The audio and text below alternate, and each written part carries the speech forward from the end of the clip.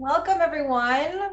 I'm Jessica Green, and together with Zena Jacques and Claire Nelson, we welcome you to our October edition of Courageous Conversations.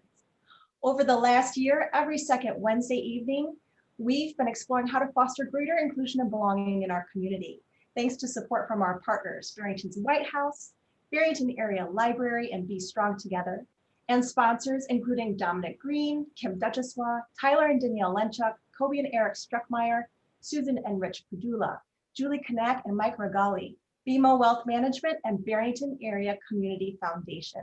Thank you. If you're a returning community member, thank you for continuing to travel this path together. If you're new tonight, you're right in time. As Zena says, you are welcome here, you are needed here. Before we get started, are you registered for November and December? Especially November. We're meeting again the week after the election, which we know will be a tender time for our families and for our nation. This makes gathering even more important to stay connected and to stay in community together. Please register at courageouscommunity.us and invite your kids, parents, siblings, and friends to join you. We put a lot of thought into who would be a great guest to help us process that moment, whatever the outcome. And we're thrilled to welcome Eric Liu of Citizen University and Aspen Institute. In a past life, Eric worked in the White House as a domestic policy advisor and speechwriter, but his post-political life is nonpartisan as one of the country's leading civic evangelists on our duty and privilege as citizens to build a stronger democracy. His TED Talks have been viewed millions of times, and we know he'll have good wisdom for the moment. Now, for our topic tonight, we're here to talk about parenting for inclusion. And by parenting, we mean that broadly: teaching, mentoring, equipping our children and grandchildren for the future. And let's be honest, learning and growing ourselves too. Some questions we've been pondering. How do we become racially and culturally conscious families? How can we best use our intergenerational voices to support inclusion and equity in our homes and schools? Tonight, we're thrilled to welcome a woman we admire greatly, writer and advocate Courtney E. Martin, who is joining us virtually all the way from Oakland, California. We first discovered Courtney when she was a regular writer for On Being, where she published beautiful essays examining her own personal responsibility as a white mother for creating a more inclusive and equitable world. And this spring, her online conversation with Mia Birdsong was one of our favorite dialogues as we were processing how to care for each other in a time that called for both physical distancing and social healing. Courtney is the author of the book, The New Better Off, Reinventing the American Dream, and has been a contributing writer for the New York Times, the Washington Post, Newsweek, Christian Science Monitor, and more. She has given TED Talks, is a frequent national speaker, and publishes The Examined Family, a blog that she describes as figuring out how to be and raise ethical, joyful humans in beautiful, horrible times. Subscribe. She is currently finishing a new book on school integration. We love that as a parent, she is always seeking better ways to care, not just for her own children, but all children, and the choices she makes for her family and community. I've learned lots from her and continue to look forward to doing so. We are thrilled to have her with us tonight. But before we welcome Courtney, we'll begin with a leader from our own community here in Barrington, Illinois, Grant Elliott, who is doing phenomenal work with other past and current Barrington students to help identify room for improvement on inclusion and equity in our schools. After our two guests, we hope to have more time for breakout dialogue tonight. So around 8 p.m., we will take a brief 5-minute intermission to stretch and refill our refreshments, and then we'll come back together for breakout dialogues led by our fantastic facilitator core of fellows and advisors. Stay on the line and you'll be automatically moved into a breakout room by our awesome tech producer, JP. At the very end, before 9 p.m., we will all come back together to share out and conclude with a closing word from Reverend Zena. Trust us, you want to stay until the end. We are recording this presentation, so please remain muted throughout and switch off distractions to be fully present. We will publish the video afterwards on our website, and we're thrilled to be working with 365 Barrington, who is publishing takeaways from each session too. Thank you to Liz Luby. Okay, speaking of which, since we can't get room shots of all of us together like we normally do when we're together, we really need future historians to know that we're gathering here during these really extraordinary times. So do you think you can help us to get a group portrait? Here's what we're going to do. On the count of 3, let's all smile, wave, and say courage. And hold your smiles for us for an awkward 60 seconds so we can get shots of multiple screens. Ready? Here we go. 3, 2, 1, courage! All right, with that, it is my great pleasure to introduce my co-host and beloved pastor of the Community Church of Barrington, Reverend Dr. Zena Jacques. Good evening, everyone. We're so glad you've chosen to join us this evening. You are in for an amazing treat. And before we begin, I'm curious. Have you noticed that when you watch television commercials, the structure of families and friend groups has changed? You can barely see a commercial where you don't see interracial families, where you don't see children who are biracial, where you may see 2 moms or 2 dads. On our cameras, on our televisions, life has changed. And indeed, life has changed in the nation. We are living in a pluralistic society that is so different than the one in which I grew up. And I'm only 63 years old for a few more days. And so we have an opportunity to think about raising and educating children and grandchildren in a brand new world for their well-being, for their joy, for their wisdom, and for the many days they have ahead.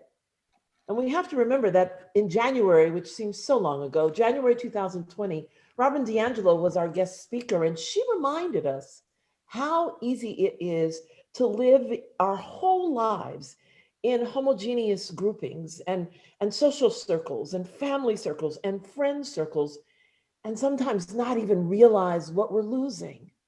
So tonight we're going to think about what it means to raise children and grandchildren and nieces and nephews in spaces that are inclusive, families and schools and friend groups. And we're going to think about what we would lose if we didn't do this, and if we didn't do this well. Now, beloved, for some of us, this is just stock and trade with the way our lives are evolving, but for others, not so much. Still more homogeneous groupings than not. And so for all of us, not only do we want to ask what we would lose if we didn't shift into this great grand experiment of coming together in inclusive settings with raising our children in that way, we want to ask the positive. We want to ask, what do we gain? So that means we need a growth mindset. That means we need to be open and curious and getting proximate to the questions, to the people, to the experiences. Maya Angelou taught us, when you know better, you do better. By the end of this evening, we are going to know better. And I trust we will do better. Jess, I hand it back to you. Thank you, Zena. It is my great pleasure to introduce Grant Elliott, a member of Be the Change Barrington's leadership team. Launched in June of 2020 by Barrington High School alumni, the coalition aims to move the Barrington community in a more inclusive direction for students and families of color through improving the culture and discussion around race, starting with Barrington 220 schools. Having lived in North Barrington for over 10 years, Grant is a 2016 graduate of BHS and a 2020 graduate of Northwestern University. Congratulations, Grant. He is currently an analyst for a management consulting firm working out of Boston, Massachusetts. Hello, Grant. Welcome to Courageous Community, Courageous Conversations tonight. Pleasure, Jess. How are you? I'm great, and I'm so thrilled that you're here. As a fellow BHS alum, I'm very proud of the work that you're doing, and I'm thrilled to have you share with our guests tonight. So let's start. You and your collaborators surveyed over 600 current and former Barrington students. Can you share briefly your top findings? Absolutely. And in reference to the 600 that you mentioned, this was a survey that we decided to put out shortly after the murder of George Floyd and the racial protests in Minnesota. The survey, when we decided to put it out, was roughly around June. And ultimately, when we decided to take the findings, we were at 634 respondents. As you can see by slide 1, our first thing that we wanted to look at was really if this presence of racism is still here in the community that we all know and love. Unfortunately, the survey served us right. 78.8% of the respondents of the survey agreed that racism is still an issue in Barrington schools. So from this, we want to dive deeper and look not just at the racism there, but how it persists in the schools and in the community that we know. The next fact was really startling, really. It was that only 38.8% of the respondents believed that they were comfortable in intervening if a student or any of their community members were subject to racism of any kind. Unfortunately, this is something that we've all experienced, whether we witnessed it, whether we experienced it ourselves. And unfortunately, the statistics show that this still persisted. Mm-hmm. The next number that I want to show really revolves around, the respondents in terms of how they addressed the racial discrimination. Not just themselves, as we saw previously, but also how the school did as well. Unfortunately, only 19.1% believe that Barrington 220 staff was adequately able to address acts of racial discrimination. Mm-hmm. And again, we want to preface that we understand that racial discrimination is not the only type that persists in these schools, but for the sake of this survey, this was highlighted solely to focus on racism and other acts such as that. The final statistic was, in my opinion, the saddest to look at, especially because the great education that we get in these schools can be tainted, especially by your social experience. And if that's not always equal by those who attend, it's sad. The final statistic shows that in only 7.2% believing that the Barrington schools effectively address the issue of racial inequality. Again, we want to work as BATCB to work with the school district to make sure that this number is a thing of the past and we move forward together. Wow, it's so impressive that you've been able to gather the data and do that work in such a short amount of time. In your report, you offered 19 recommendations for the school district. Can you share maybe the first 3 with us? Yeah, absolutely. So recommendation number 1, and again, these are solely recommendations, viewed on the lens of time sensitivity and application of potential. There's no mandate, there's no prescriptive timeline. There are 19 opportunities to improve the school and the community that we care about. Number 1 is release a widely accessible statement in support of BIPOC students, that's Black, Indigenous, people of color, especially Black students, that detail plan for racial equity and condemn recent events of police brutality and acknowledges systemic racism that's present. This was done by the school district, and we're happy to say that the appointment of Nate Rouse, the new Director of Race, Equity, and Cultural Diversity Initiatives, is a definite step in the right direction. Number 2 was to design a transparent plan to promote anti-racism, diversity, equity, and inclusion. Again, we await further confirmation of this, but we know that it's headed in the right direction from the school district. Number 3, and this is one that we will continue to push for and hope that it's implemented soon, is that we mandate anti-racism and unconscious bias training for both educators and students. Again, it's not just enough to be against racism. It has to be anti-racist. And we want to promote that not only in the students that we affect, in the communities that we're in, but especially in the school district that we care about. Thanks, Grant. Everyone should definitely read the full report. It's fantastic and it's informative. Grant, what would you like people here to leave with? What is it that we should know? Again, I hope the numbers speak for themselves, and I hope they convey that this is not a hypothetical. It's an actual occurrence in this community where we all live. And again, I know we have people from other communities, but I urge you to look at them as well. Again, this is not something that is omniscient. It's something right in front of your face, so long as you're willing to open your eyes. And that's what we're trying to get through the numbers. Again, the majority of our coalition are removed from BHS at least 4 years. We do have current students who are currently experiencing it. And we have others who are gone for 10 years. But we all wanted to come back and see if this is still present, and it is. And again, please understand that this affects someone that you may know tangentially. Always does, always has. And hopefully we continue to move that forward and get rid of that as well. The next thing is to lead in empathy in all that you do. Again, each and every one of us here on this call and those in our lives are leaders. Whether we lead in our company, whether we lead in our school, whether we lead our parents, our kids, our brothers, our sisters, we're all leaders. And what you do every single day matters. You're either getting better or you're getting worse in this respect. And we want to lead through empathy and compassion and awareness in everything that we do. And finally, we do have another survey out. This is designed to get narratives that can be public facing and potentially, in accordance with hopefully the implementation of recommendation number 3, be used in anti-bias training, fully contextualized for teachers so that they can understand that real scenarios do happen in front of their eyes, even if they don't always know it. And again, this happens, but it's our job to make sure that they're better prepared for the future and better to make this a more inclusive community. Again, you can find the links to these surveys and our full 72-page public-facing document in the link in our bio on our Instagram.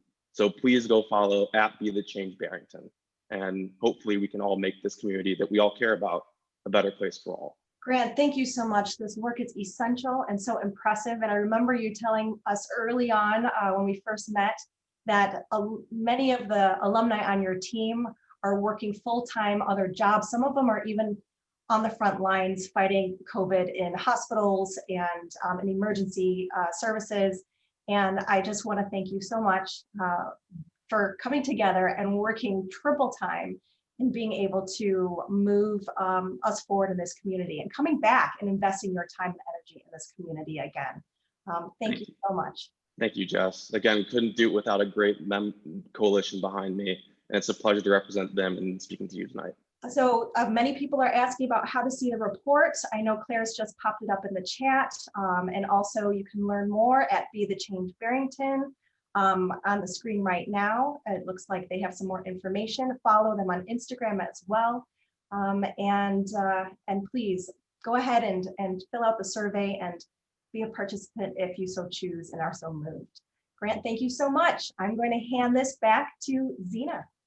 It is amazing to be in this community at this time. And I know many of our guests tonight are from far away from Barrington, but I just want to highlight that there's so much. The work of Be the Change Barrington, the work of, there are churches in town, St. Michael's doing a book and film review. The library, I'm so interested in this, has Black Suffragettes Then and Now, this coming Monday at 7 p.m.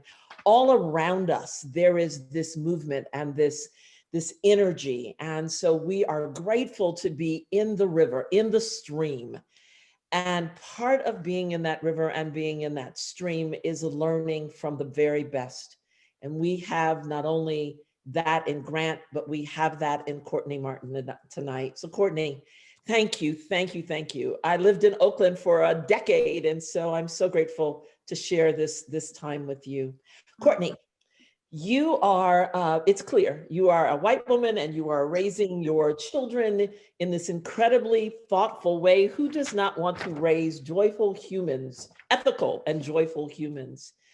And you've made some very intentional decisions about raising your children in a particular way. You've looked for multiracial and socially, economically, and diverse worlds. You've been vulnerable and open in sharing your own journey in this. Courtney, how did you come to this passion? What values, what experiences have inspired you to, in some ways, turn your life upside down, inside out, share it with the world as you raise your babies? Well, first, I just want to say that this is like such a profound honor. Grant, I'm so moved by the work you're doing. I think that is, you're doing the work of our moment, which is people who have experienced things going back and saying, let's have a moment together to really make this better for the next generation. So I just so admire what you're up to. And Zena, I'm working really hard not to turn the tables on you for this whole time to interview you, because I just can feel the wisdom coming out of you through the screen. So I'm deeply honored to be in conversation with you, and just this whole effort, which I find so elegantly designed. And I just wish every community had an effort like this. So y'all are so lucky to have one another.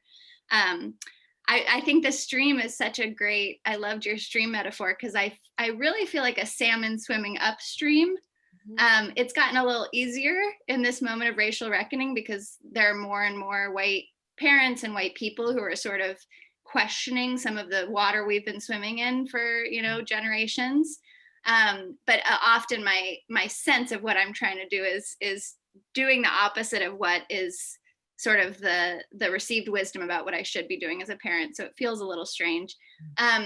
I think the long answer is I was raised by two incredible people who taught me to trust my own outrage from the time I was a little girl. And when I would bring up questions, however inconvenient, about, why we had a certain amount of money or food or security or whatever, and why other people didn't, they didn't try to, cover my eyes or shut my mouth about it. They said, yeah, that's really confusing. Like, there's a lot we do to compartmentalize as white or privileged, economically privileged Americans about how people live in this country. And, we're confused too about it. They were very sort of constructivist parents in that way. What they didn't raise me with is a sense of systemic racism, which is the thing that I have learned in my teens and 20s, and the thing that I'm sort of catching up to in my own life. And that, I would say, as especially with the parent perspective, really came for me in preschool, the preschool moment, which I'm sure is familiar to a lot of folks on the phone or on the line, where in Oakland, it's kind of a competitive-ish process. I think it's more performance than anything else, but you all of a sudden your kid's 2 or 3 and you're thinking, oh gosh, this preschool thing, how do I go about this? And so you start asking your friends and they say, well, these are the 5 preschools everyone should try to get into. And you have to go on a tour. And of course I'm already late for the tours because I'm never on top of it. And then I get to the tours and I'm sitting at a picnic table at one of these tours where you pay an arm and a leg for your kid to go to this place. And it's all white and Asian American parents at this tour in Oakland, California, which is a very Black, very Latinx city. And they're all asking questions that seem really totally off my radar, really intense, really specific questions about is my preschooler going to learn Mandarin? And I'm like, what? Okay, first, why did I not have all these really type A questions? And B, where are all the Black and Latinx parents? And I know I'm not supposed to ask that, but I'm looking around and I'm I'm very confused by this whole thing. What are we all doing here? And so I managed not to ask that because I was still in my fearful parent zone of we have to make them like us so they'll let us in, which is, by the way, one of the things I think that culturally happens to white people who are trying to think about these racial issues is we get sucked into a fear-based mindset and we overestimate the risks to ourselves of thinking collectively and thinking about other people and asking the inconvenient questions. So it's very easy in that moment to sort of tunnel as a white person and think, okay, I have a good heart. I care where the Black and brown kids are, but right now I need to get my kid into this preschool because that's what good white parents do. And I want to be one of those, right? So it takes a minute to kind of take a deep breath and say, okay, I'm going to ask some inconvenient questions and I'm going to try not to overestimate the risk to my own kids of not doing the thing that everyone says you're supposed to do. So that's a muscle I've been building over time since that moment. And a muscle my husband has been building over time because he always sees it creep up in me when we're on the tour and he's trying to do the good white dad thing. And then he's looking at my eyes and he's like, oh, here she goes. She's going to ask inconvenient questions. But I find A, other people are thinking them and just don't ask them. And B, until we start asking these questions, nothing systemic or structural will change. I don't know exactly what it's like in Barrington, but in Oakland, basically the answer to my question was Black and brown parents largely don't go on preschool tours. And there are some, of course, who pay for private preschool, but a lot of Black and brown kids in Oakland go to Head Start programs, which is one of the most profoundly important public programs that was ever created. And largely in Oakland feels, the shape of those and the culture of those is credited to the Black Panther movement, which created free breakfast programs. And so there's all this rich history to why those programs exist and why they're so important. So that was preschool was my first moment. And then when, real school started, I just felt it hugely because there were 2 schools in Oakland, public schools, that all the white parents did everything they could to get into. And all the other schools were sort of persona non grata. People would send me their Excel spreadsheets of these are the tours you got to go on. And the school in my own neighborhood, which is majority Black, wasn't even on their list. It was as if it didn't exist because there weren't enough white kids there. And by the way, that's a research phenomenon called the bliss point. White parents basically don't see a school unless they're 28%, at least 28% white kids attending it. They've researched this. So I just started to question, like, how do we define good schools and bad schools? And what is the nature of these test scores? Are they really testing the efficacy of a school, or are they testing poverty and testing like structural poverty and what it does to kids' access to various resources? And the really big question, which was like, how big of a risk is it really for me to send my kid, who has every kind of privilege otherwise, racial, economic, cultural, to a quote unquote low performing school? And to your point, what are the awesome benefits? Like, what are the joys? What are the surprises? What are the things that, we get out of this incredible community that is a 1 out of 10 on greatschools.org? Yeah. One of the things that I've learned through Courageous Conversations is our audience, our brothers and sisters who are on this journey with us, are always asking for practical or tangible things. So can you share an example of something, a choice you've made with your family? Like, how did you finally choose the school, or what did you do that put into practice all of this muscle you were building? I just keep using the muscle as much as possible. And I think I keep asking myself, anytime we're going to spend money or time or resources on enriching our kids' lives, I try to think, is there also a collectivist way to do this? Like, my kid is super into art. That's like her thing. And by the way, her name is Maya, and she's named after Maya Lin, who's a famous architect, and my husband's an architect, and Maya Angelou, who you quoted in the beginning. So I was like, oh, who obviously is a beloved writer. So Maya is super into art. That's her thing. And so, when I think about this moment of distance learning, and I think about, okay, I got to get her more art supplies because she's just like burning through the paper. Like, our whole house is covered in art. Yeah, I got to do that. And what do the 25 other kids in her class have access to in terms of art supplies? Could we, on the day that her teacher is going to pass out, the workbooks, say, hey, we'd love to throw in 25 watercolor sets and boxes of crayons. No need to say anything about who did it. Just throw that in the bags. And then her teacher, I see on Zoom on Thursday at 11, says, everyone get out your art supplies that you got in your bags. Now we're, making art stuff together. And that's not a story I tell to be like, look at me. It's just a story to say there's always a collective move. And it could be so small, but it's like, I can afford 25 boxes of crayons, and and I have good relationships with the teachers because I've built those over time. And so I can say, hey, would this be supportive to you guys? Do you think, be useful to the kids? So it can be something that small. It doesn't have to be like a huge grandiose gesture. For me, it's like just really trying to be deeply in relationship and always starting from a question, like, would that be useful? Mm-hmm. Maybe it wouldn't be. Maybe they have a whole other plan for art supplies. Like, I don't need to be another thing on anyone's to-do list at the school. I'm just saying, if this is useful, let me know. Humble, in deep relationship, always asking the collectivist question. Yes. I love this talk about relationship because it starts when we trust one another. It starts when we know one another. So I want to talk about a slightly different relationship. You truly have blessed our hearts with your essays and your writing about your own biases and your conversations with your children. And I'm going to ask you in a minute how old they are. But what does it look like in practice to have these very deep conversations with little ones? How do you do that? Why do you do it? What have you seen flourish out of it? How old are they first? So I have a 6-year-old and a 4-year-old, 6, almost 7. She's in first grade. Maya and Stella is the little one. And I love this question. And I love that you all are reading Jennifer Harvey, because I think she does a good job of portraying this. Most of the conversations are incredibly underwhelming. Like, you would be listening, Zena, and you'd be like, wow, this woman is like writing books and telling people she knows what she's doing. Like, her daughter hardly responded to that.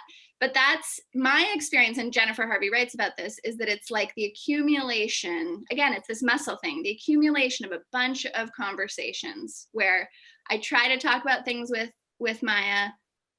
Sometimes I get no traction. She'll literally change the subject and be like, can we have macaroni and cheese for lunch? And I'm like, all right, not going there today. That's all right. I'm going to keep bringing it up.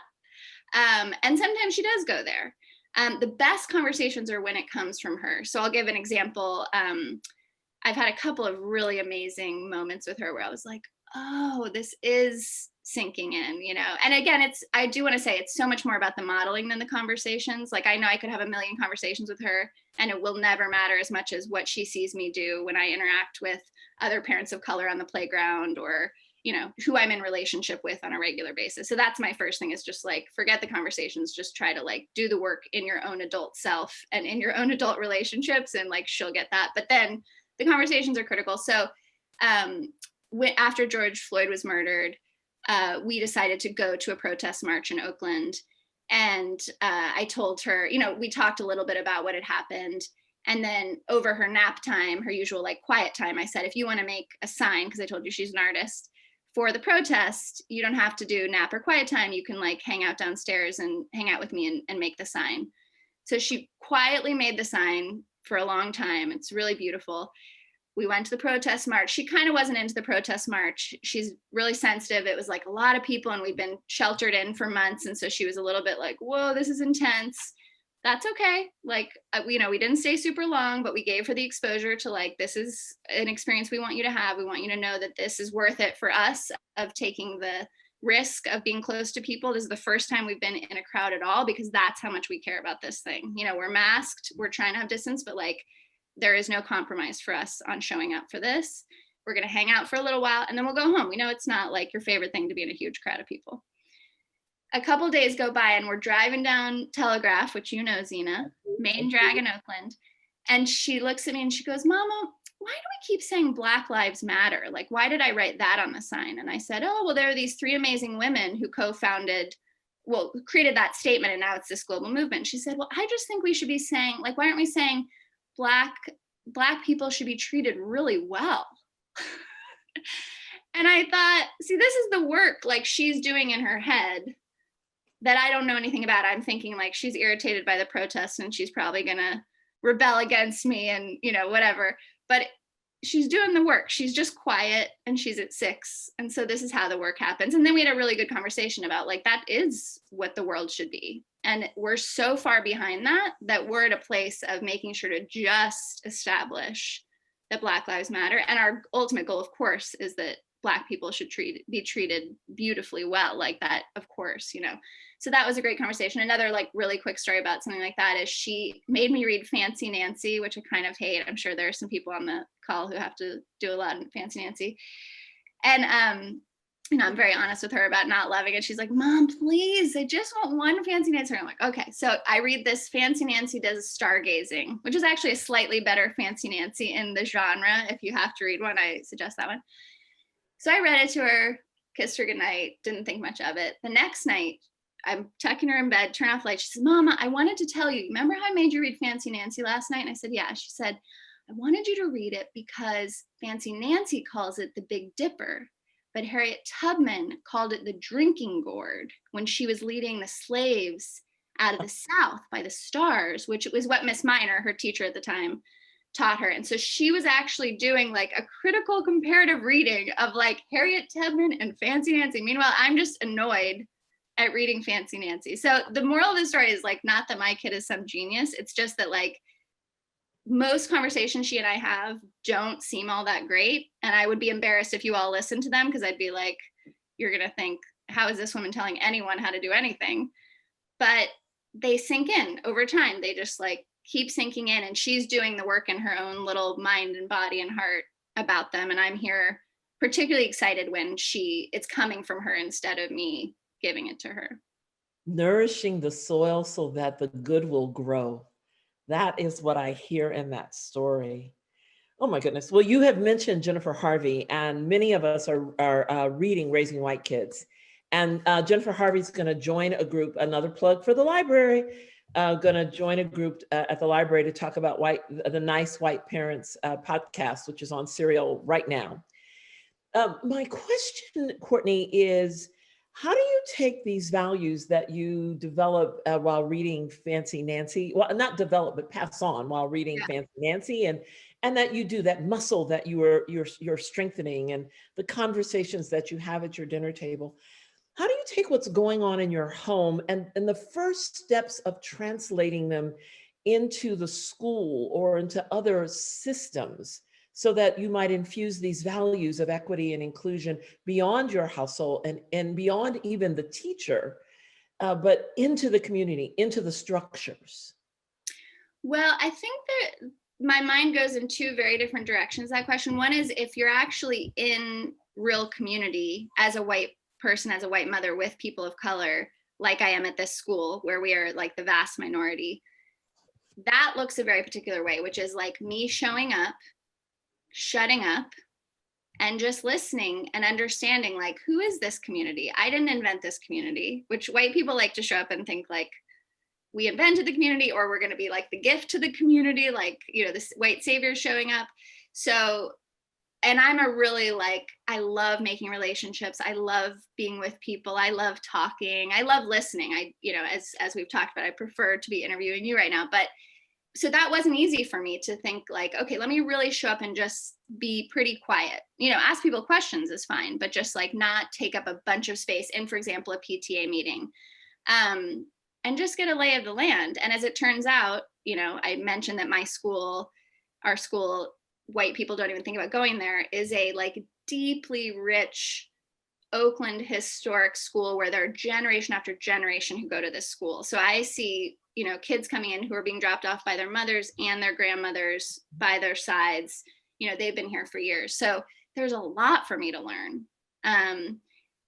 So that's first of all is just like kind of show up and shut up, and then thinking about what resources do I have, you know, something as simple as the crayons in the bag, or financial. I mean, I'm going to give money because if I have extra money, I'm going to share it. That's part of my ethos. And so that looks like giving to the PTA and without a bunch of strings attached, just being like, I know this parent body will decide what's best to do with this money. I'm not going to give it in some power trippy way that it has to be connected to some particular thing. I'm just going to like trust that they have it. It might look like, you know, me coming in and talking about what is journalism and what's, you know, resources can be social capital, right? I have artist friends, so I could pull my artist friends in and say, can you come do a talk?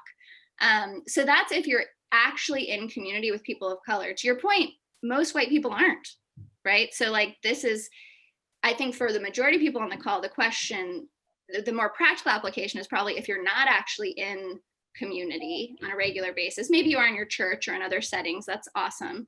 But if you really aren't, what do you do? And I think for me, it's funny because I've actually now been on the receiving end of this. There's a white privileged school in Oakland that contacted me because of course, like white mom familiar, and said, we want to donate to the school that your kid goes to, but we have all these other ideas. They wanted to, for example, create a pen pal arrangement. And keep in mind, these schools are literally like a 5-minute bike ride from each other.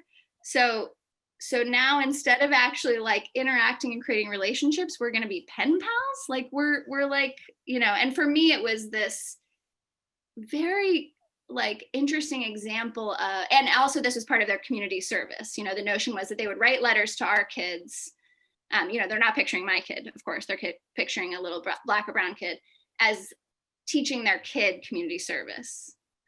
And so the level setting there is like, okay, the intention is awesome. Like you guys want to share some resources. We love that. Let's share resources. You guys want to create some relationships. That would be great. We should totally create some relationships, but we're coming in here as equals. Like our community has so many strengths. Like our test scores aren't great. Our PTA doesn't raise much money at all. It raises probably like 1/10 or a 1/5 of whatever this school raises. But we've got joy, we've got beautiful parents from all different walks of life, huge recent immigrant population. So we have like kids from Yemen and Ecuador, and like people are bringing in beautiful food and language, and like we have so much going on at our school. We have the best parties, we have the best outdoor movies. Like we have a lot of good stuff going on that this other school struggles with, is like, how do we create a sense of belonging? We're really good at creating belonging at our school. So like how do we come together as equals and talk about, you know, what are the limitations and drawbacks of a predominantly white culture, which there are so many. And that's part of this journey, is being like, oh, yeah, homogeneous white communities are not good at some things.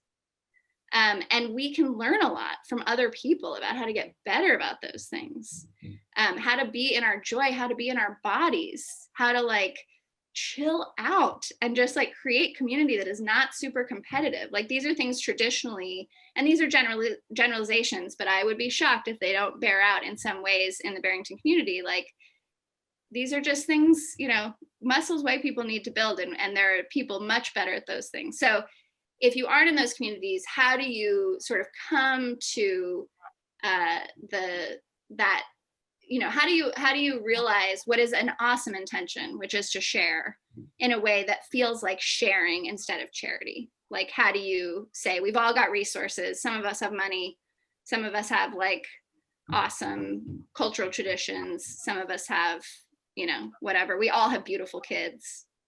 What does it look like to share and enhance everybody instead of turning anyone into a community service project? Have you found wisdom that you would share with us on building coalitions? Because when we come in to change systems, like Nate Rouse, who is on the phone, on the call, building diversity in our district, expanding offerings, doing the kind of sharing of resources that you've described, how do you build those coalitions? What have you can you give us an example of something you've been able to do that we might learn from for our community?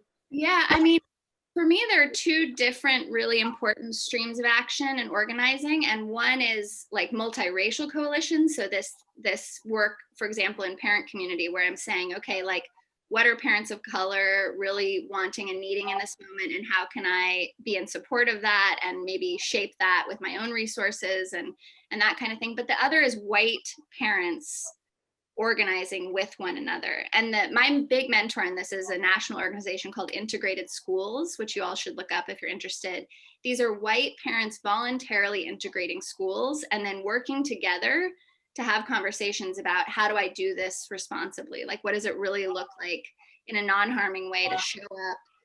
This is the getting proximate part, you know, like we romanticize getting proximate, but getting proximate is pretty dangerous, which is why people have pushed back against it for so many years. You know, I can be super awkward when I'm at my kid's school. I can like say something totally biased and racist and not realize it unless someone trusts me enough to tell me. I can, as I was talking about, take up too much attention, too much space. I can be doing super like elite things that seem normal to me, like, oh, I'm going to do a polished PowerPoint for this, you know, PTA thing. And actually the PTA has this really great ragtag feel that like PowerPoint feels like, oh, now we're all supposed to have like a master's degree to show up to the PTA. This doesn't feel welcoming. So actually being proximate is pretty complicated. White people need to do the work of holding each other accountable to like, what does it look like to be proximate and not harm people and be constantly learning? The book I'm working on is called Learning in Public for a reason, which it's like, I'm just constantly learning. I'm trying to learn out loud, and I'm trying to the point of Robin DiAngelo's work, not be fragile about it, like have racial stamina and be hanging in there in these friendships and really looking at myself and thinking about, you know, what I can do.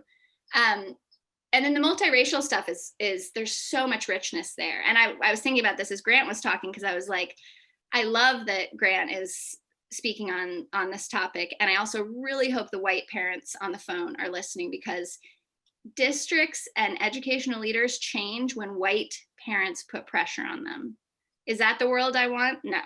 But that is the world as it is. White parents who have a bunch of privilege and a bunch of money and a bunch of influence, if they take Grant's recommendations and say, we are unsatisfied with this school until you have a clear plan for racial equity. Like, we are very upset. White parents saying that, not Black parents, not other parents of color, like white parents. So that's a lot of what I see most profoundly happening in multiracial coalition is white parents finally taking responsibility for fighting for equity on behalf of all and saying, this is important to us too. And this is not, again, to drown out the voices of Black parents, which is like profoundly important, but it's to say like, we won't stand for this either. Like, this is not a people of color thing. Like, we are not okay with this. When you were sitting in those preschool picnic tables, you made a decision to take a risk. The inconvenient question, the not worrying about your husband's glance at you as you prepare to ask the inconvenient question. Yes. Courtney, risks are hard to take. Tell me why you insist on taking risks, not only in the choices you make for these beautiful babies, Stella and Maya, but you. These are risks for you. Why do you do it? Eula Biss, who's this writer I love, has a phrase called, well, a quote in this piece she wrote called White Debt, which is really beautiful. It's worth reading. But she said something about like, the white moral life is so elusive. And that is how I feel growing up in contemporary America. Like, the risk of not doing anything means another generation where we sort of perform at the moral life. But then if you start actually peeling back the layers, like, we're tolerating such a profound amount of inequity, and we're not doing like the really hard work of truth telling and repairing and repatriation and all this stuff that needs to happen, because the roots of this country are so deep and so dark. And so, I mean, on a deep level, that motivates me. I've also just been like obscenely blessed, you know, like I have incredible parents who always supported me, as I said, to trust my own outrage. I've gotten to like have economic security my whole life. Like, it's just profoundly blessed. So like, it just seems absurd to me that I wouldn't take the risk. And I do want to say the biggest risk is social. And I think that's what, you know, like going to this school, choosing to send my kid to the school meant a bunch of my other friends, I have one friend who also sent her, a friend, I now have lots of friends at the school, but before making the decision, I had one peer, a white peer, who sent her son to the school also. And we weren't even really close friends. Now we're really close friends because we were like, oh my gosh, one other white mom is doing this.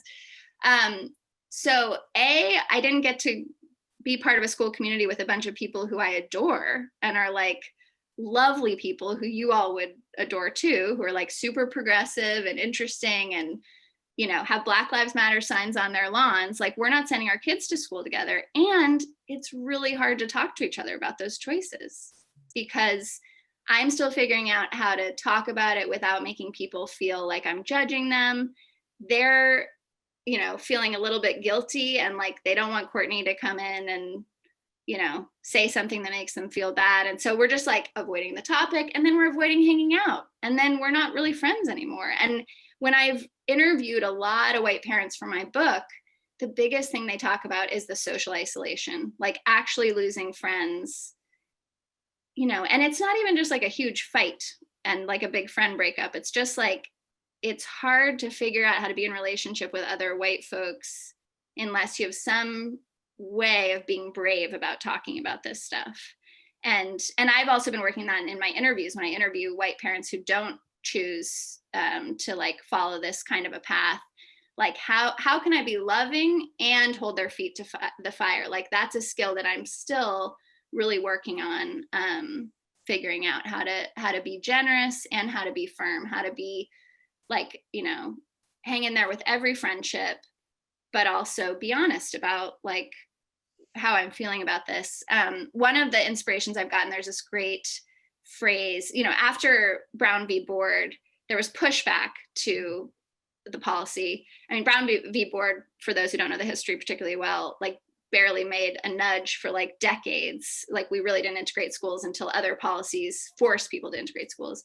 But there was a big movement back, you know, a backlash called massive resistance was kind of what it was called, especially in the South.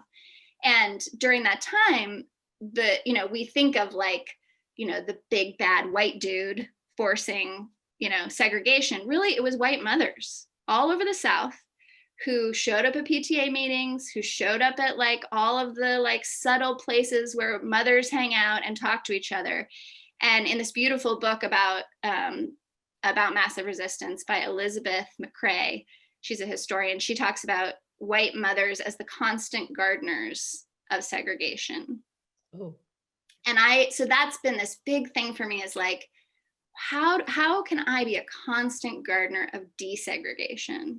I mean, integration is the dream, but like even just desegregation, that looks like on playgrounds, taking the risk, to get back to your question, of like saying to people who say like, well, I heard that's a bad school. Mm. And I say, oh, I actually don't really believe in good schools and bad schools.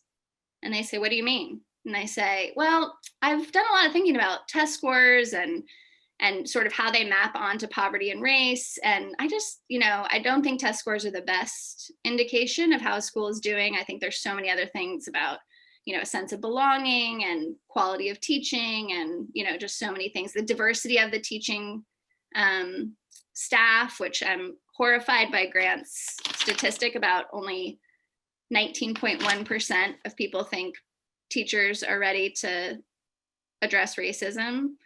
You all should be horrified about that. White parents should be up in arms about that. All parents should be. But so I'm trying to think like where and I like the gardener metaphor because it's peaceful, it's organic, it's about ecosystems, so it's like, how do I just show up in all these weird places, all these different moments, the birthday party, wherever, and just, just sort of calmly say like, yeah, we think that school's awesome. We think this school is awesome. Like, and just try to like break up some of the dogma that white parents talk about in those spaces, which is so powerful. I mean, that's like, there is structural racism, of course, but that like subtle cultural stuff that white moms in particular just like keep furthering. So like anyone who's listening and is interested, like just try once, just be like at a birthday party or a playground and just like say a thing that you're like, people might think this is kind of confrontational for me to say, like, what makes us know that school isn't a high performing school? What do we mean by performance? And just kind of like be a little bit of a rabble rouser, not in a mean way, just like trying to kind of remix the tape, Courtney, this is just fabulous. I just have a couple more questions because I know I can see from chat that people just can't wait to get in the groups and talk. You said Maya was almost 7 and Stella's 4. So you've been at this for, 4 or 5 years with Maya when you had that awakening at the age of 2.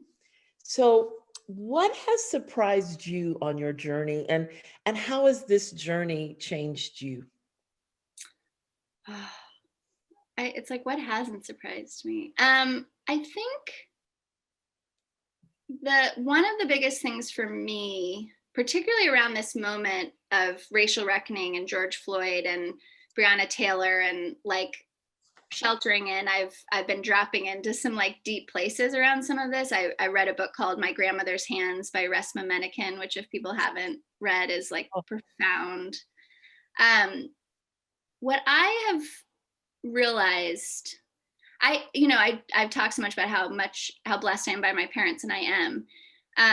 But they raised me with sort of a colorblind ideology, which was basically like everyone's equal. We don't see race. We love everybody. And that was the best they could do. Their parents raised them with a whole different set of values. But that did not prepare me very well for living in like a deeply interracial world, multiracial world. I've lived in New York City and Oakland. So like I've really been in, multiracial communities and cities my whole life. And I'm fascinated with the way in which that shows up in my body, which is part of what Resmaa Menakem's work is about, is like, I can feel my confusion when I'm like interacting with folks of color because my body just hasn't done it enough and didn't do it from an early age. Like my body's at ease around white folks and my body's a little bit more vigilant, kind of like, what's going on? Did I say something wrong? There's like a naturalness that isn't there. And I have to like keep showing up and keep pushing through it. And the flip side is I watch my daughter's body and I see that there is no membrane for that. And it's not because she's colorblind. So that's not the issue. It's not that she doesn't see color. We talk about all the time. I'll be like, oh, is that Ariana P or Ariana F? And she's like, it's the black one. Oh, okay, the black one. Okay. So like we talk about race. We don't pretend people don't have race in our house. That is like not a thing that happens. It's because she's around race so much, and like people of different races so much. She's talking about race all the time. So her body responds differently to kids of color. I watch, like on the playground, it's like, then mine did, and then mine does. Like, I can see that it's at a cellular level that this takes hold. And that's part of the gift. You know, you mentioned the gift and the joy is like, oh, for her not to have to unlearn all this shit, excuse my language, in her body, like, how wonderful for her to like, it doesn't mean she's gonna have racial harmony her whole life, but she's gonna have some racial stamina for sure. And her body will just know how to be in these spaces, which are the spaces of the future. Like, you know, white people are already the minority in schools. And so like the future of America is not white. So I'm grateful I get to give her that, is like, you get to have a whole different embodied experience of your own racial identity and friendship with people from different racial backgrounds than I get to. And I'll keep unlearning it. I'm going to keep working on it.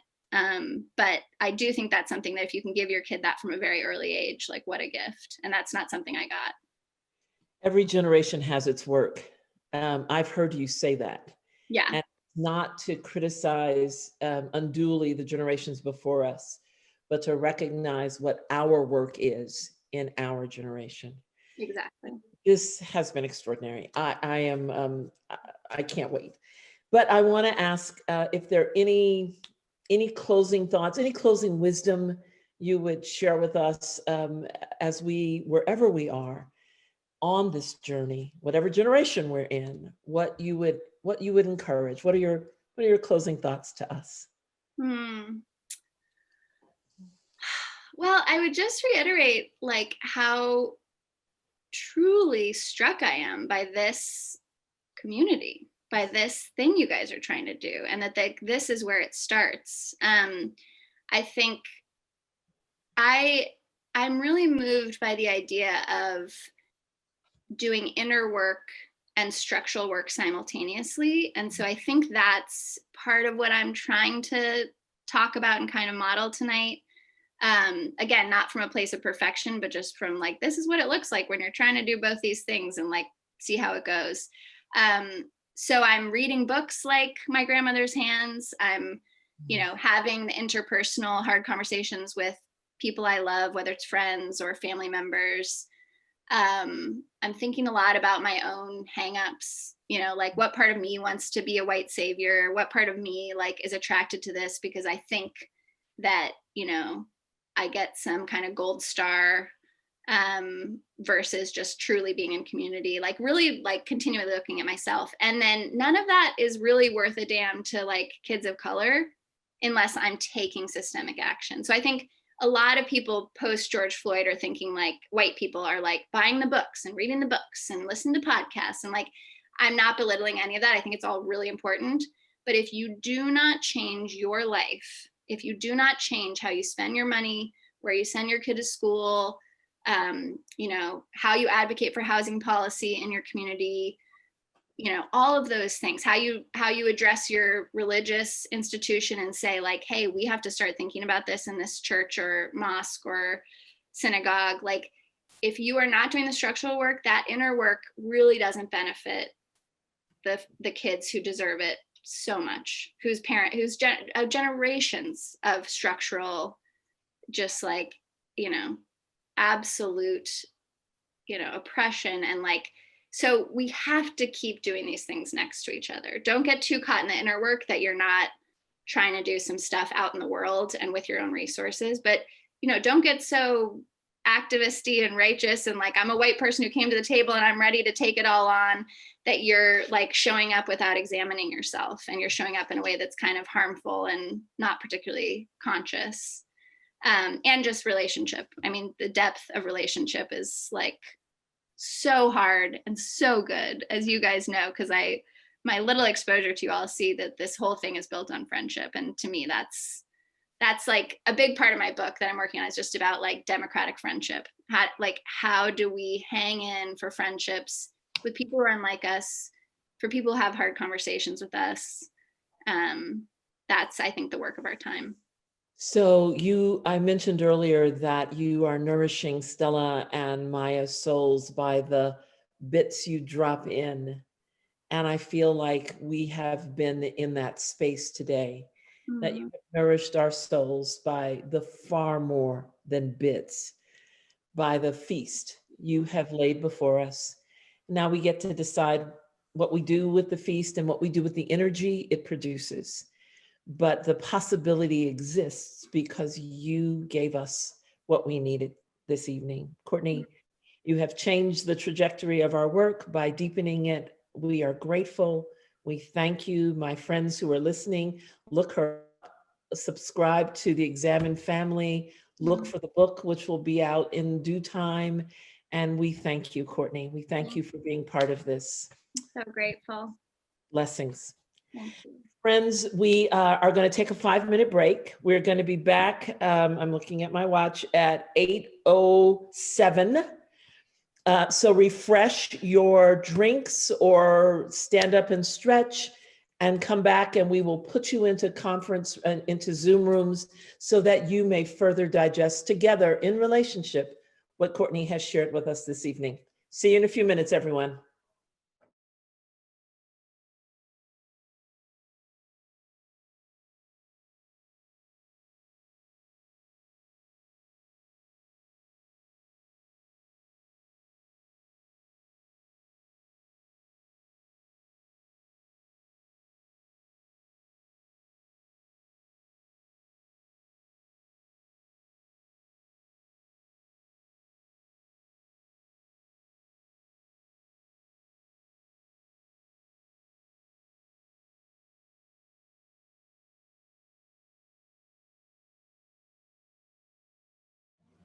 Okay, I think we're all coming back.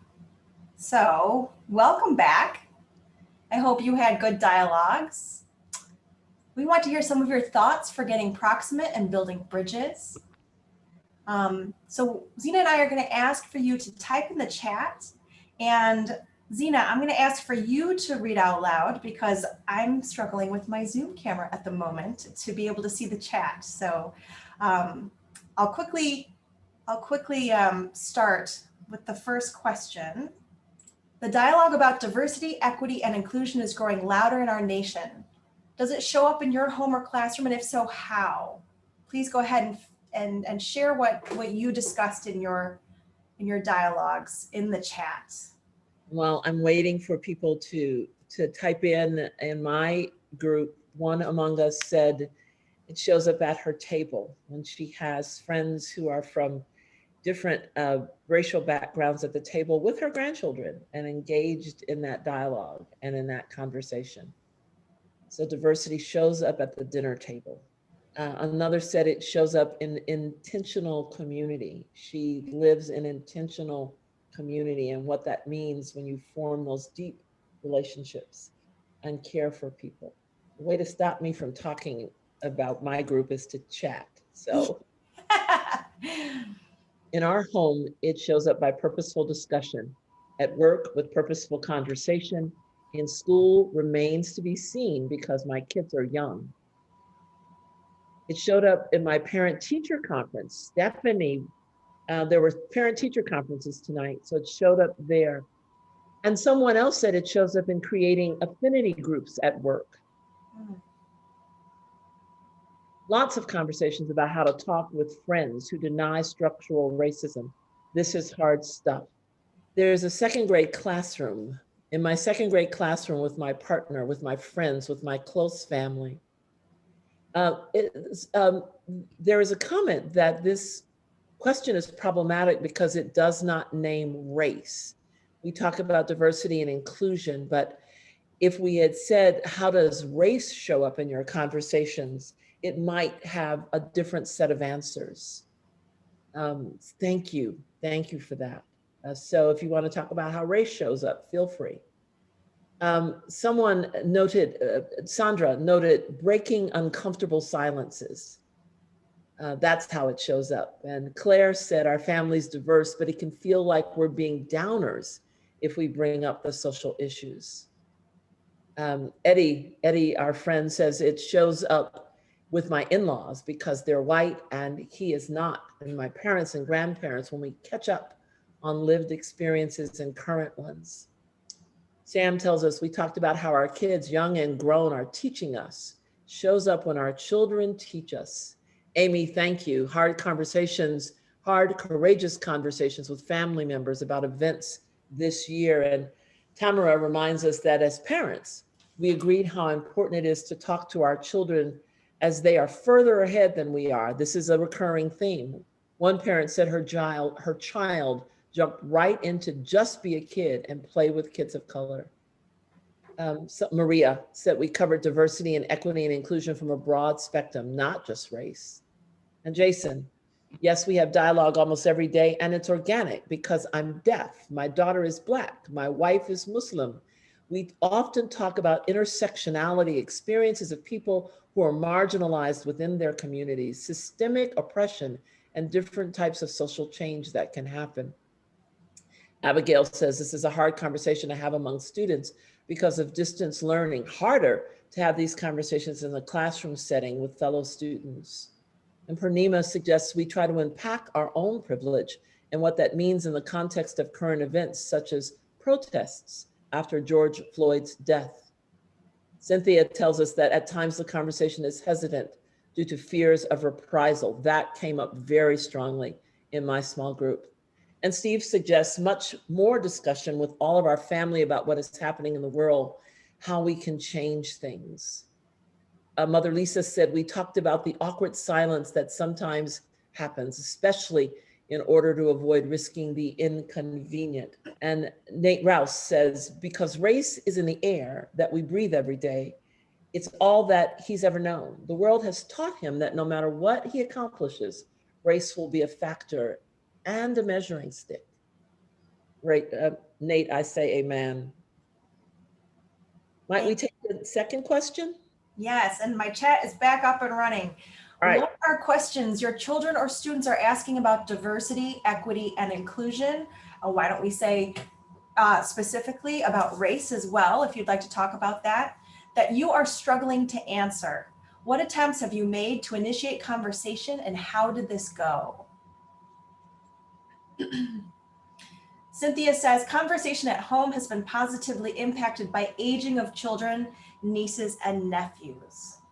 And Stephanie says, that's why we have to name race. Thank you, Stephanie, one of our wise fellows. My colleagues know I have biracial grandchildren, and my 7-year-old granddaughter asked me why she had to choose whether to be Black or white. And it was a very full conversation for us to have. Alize asks, what is my role in educating those older than me? And is it an obligation? Stephanie says, my students ask questions about fairness all the time. I heard Courtney reference that when she talked about why some communities have more than others. Courtney says, I found fairness is a great place to start with kids. They get it in their bones. I agree. And I also know that Stephanie Gates also feels it in her bones. I remember her saying numerous times in our conversations, fairness. It's just something I really get and means a lot to me. Sorry, Stephanie, for speaking on your behalf, but I felt that it still resonates with you as an adult too. Claire says, I don't have children, but often encounter resistance about how racism and inequality is talked about instead of what we need to talk about. For me, it's coming up very specifically in relationships and friendships that my children are having, whether it be my children having to figure out how to stand up to racist comments or just the questions that they're asking with regards to the news. If I just feel like it's a conversation that we're having all the time.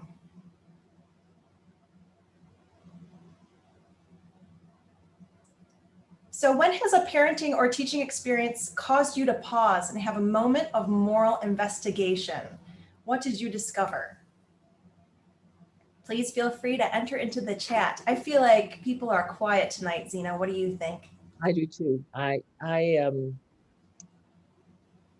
I think this moment is a watershed because we've been in the COVID times and trapped by our TVs for so long. It's hard. It's hard to continue to think through these issues, but we must. Is privilege white privilege? Why not just privilege? Thank you. You know, the conversation around privilege came up in our dialogues, and while we talk a lot about white privilege, privilege in general obviously comes in many different shapes and sizes. And one of the factors here in Barrington that we often run into, or I have personally, and living every day and questioning every day, is around economic privilege. And what does that mean, and how does that shape the conversation around race and racism, and equity and inclusion? Annie reminds us about reading about MLK and discussing segregation and having to explain why it happened to young children. There's a physiological feeling, Maria says, that overcomes that there's something different, but this statement crosses over many differences and, of course, race. I think Maria's talking about the question around privilege. Mm-hmm. Tamara says, we all agreed how hard it is to make this initial comment to delve into a conversation about race with our white neighbors and friends, though we know that we need to. Abigail says, friends and fellow students always ask me, why are you so involved with this work? Why does it matter to you so much? And I have to think about why someone wouldn't want to use their privilege to lift others up instead of bring them down. Bridget says she asked her biracial son about how he felt in high school and if he felt discriminated against because he was Black. And here the economics of our lives came to play. He said, nope, more made fun of because I didn't have an iPhone. Courtney says, another way to think about privilege, how can we raise our white kids with infinite love and proportional opportunities? Carol Beer Lanning, another of our fellows, said, had a challenging moment at work regarding a good friend who made an inadvertent racist comment, was discussing with my adult daughter, and she helped me realize how far I still have to go in recognizing and changing my brain. Thank you, Carol. Me too. Robin says, every day of the Me and White Supremacy book caused me to have a moment of moral investigation. Vicky says, I'm constantly learning from my daughter and how she is raising my grandsons. She's much more aware of racism than I was at her age. Purnima says, I question whether I am doing enough to show through my actions the values I espouse through my words. Purnima, as a parent, I hear you and I'm with you, and I'm constantly questioning whether my responses are good enough or even meeting the mark, right? So thank you for that. Claire suggests my daily moral investigation is about pace of change, urgency versus patience, being disruptive versus moving at speed of trust, relationships, one conversation at a time. We have one more question here before we close for the night, and it is, every generation has worked to move inclusion forward, as Courtney and Zena talked about at the end of their dialogue. What is your generation's work? Please share in the chat. Grant says, maintaining consistent dialogue where we reside, both physically and virtually, that is not afraid to sacrifice comfort in order to create an inclusive space for those present and for those that may come in the future. Thank you, Grant. Diane says, get educated and listen and vote. Diane, I hope you come to our November Courageous Conversation with Eric Liu. Sandra says, intentional mentoring and creating space for more. Stacy says, stand up and speak out. Silence is not an option. Stacy is another one of our fellows. Courtney, Eric Liu is amazing. You'll love him. Stephanie Gates says, moving beyond racism 101. And that reminds me of Courtney's comment of doing the inner work at the same time as doing the structural work or making structural change. Carol says, my generation's work is to take off the blinders and see what has been going on around us forever. Sam Adams Lanham says, our group did not get to this question, but I think we have the networks now to help the younger, wiser generation be heard. Tamara, it's time to move past reading and introspection to speaking out for structural change. Matt says, doing what we are doing tonight and not letting the conversations end. Yes, Matt, take that out into the golf course with you. Claire says, amen to Carol. And Courtney said, like Grant said, make good trouble. Lisa said, we had a wonderful mix of generations that saw different roles, from walking alongside adult children as they learn where they are, to possibly stepping aside so someone just as qualified but not as white could have leadership opportunities. Amy says to use our social capital, push back against segregation that has been passed down to us without realizing our complacency. And Cynthia says, sharing the benefits of our decades of experience to make the path easier for those that have come before us. Oh, sorry, that are coming after us. Catherine, I'm a baby boomer too. As a boomer, I believe my generation has a great responsibility to speak up and make sure that the generation younger than we have a fairer and more equitable experience. Thank you so much, everyone. Zena, do you want to close out the night for us? Maria Peterson is on this Zoom, and Maria is a physical fitness guru and exercise coach. And for a while, she was working with my beloved. Maria would leave our home, and Andre would walk around trying to stretch out muscles because he was sore, because she had worked muscles he didn't even know he had. But a day later, he was stronger and could stand more erect and could stand for longer periods of time. It was not pleasant while it was going on, but just a short while after, it made him better. Did you see how many of the comments in the chat were about the difficulty of engaging in these conversations? And I know in my own group, we talked about the fear of reprisal and people not wanting to make mistakes. Beloved, we have to and Courtney talked often about the development of her muscle. We have to decide that we're going to exercise our muscles. You have already made that decision by being here this evening. And part of what I know about the way muscles get stronger is we really stretch them and work them, and they are sore first, and then they are stronger. This is not easy work. And the reason I engaged Maria to work with my husband is because I knew he wouldn't do it on his own. He needed a partner. He needed a coach. He needed a cheerleader. My friends, we need each other in this work. It's too hard to do it alone. You heard Courtney talk about relationships over and over and over. Courageous Conversations is once a month, but I want you to find your partners for every day. I want you to find those folks who become your accountability partners, who become your coaches, who will bring you a cup of water when your muscles hurt and tell you you're going to be stronger tomorrow. And I want you not to quit. I want us not to quit, because there are generations coming who are smarter than some of us. There are moments coming when we can heal our land, but we've got to do it together. So put on your exercise clothes. Don't worry about being cute. Find your partner and exercise those muscles, because if we don't, we'll grow weak. And if we do, our strength will carry the day. I look forward to the journey with you, beloved. Be well. Good night. Thank you. Check out the library for the upcoming programs, everyone. Sam's Thank just you put so those in the much, chat. everyone. Thank you, Courtney. Thank you, Grant. So grateful for all of you. Thank you to everyone who showed up tonight. Be well.